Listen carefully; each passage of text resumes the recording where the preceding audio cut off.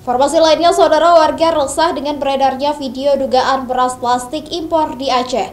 Para pedagang juga mulai khawatir dengan beredarnya isu beras plastik yang mempengaruhi daya beli masyarakat yang kian menurun.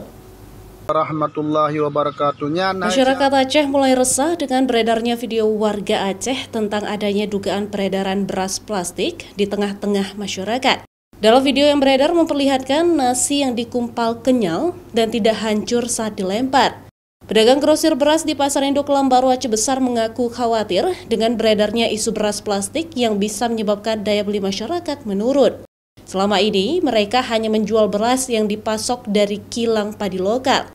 Meskipun toko grosir Hendra terdaftar sebagai mitra Bulog yang bisa memasarkan beras SPHP, namun dirinya mengaku belum menerima beras impor dari Vietnam yang diduga mengandung plastik. Banyak kali ya kalau pelanggan dari kita ditanya plastik ini. Tapi kami jelaskan kami tidak menjual beras impor kecuali Bulog. Bulog cuma beras impor. Kalau beras di toko kita ini jelas bahan baku Aceh. Pasokannya bukan ditunda, kurang pasokannya. Habis itu ada isu-isu juga dari masyarakat, beras Bulog dibilang beras plastik. Itu isu aja, belum tahu pasti ya. Sementara itu, untuk mengatasi keresahan masyarakat, Ketua Komisi 1 DPRA meminta Perum Bulog Aceh segera atasi informasi yang beredar soal dugaan isu beras plastik di kalangan masyarakat.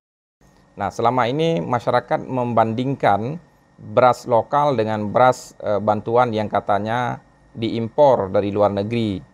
Ini juga memicu keresahan di tengah masyarakat. Sosialisasi harus segera dilakukan oleh pihak Bulog dengan melibatkan juga akademisi atau pihak labor, ahli pertanian, sehingga bisa dijelaskan secara ilmiah kepada masyarakat, dan beras yang sudah diambil di kantor pos itu bisa dikonsumsi bila memang benar tidak mengandung dugaan adanya campuran beras plastik.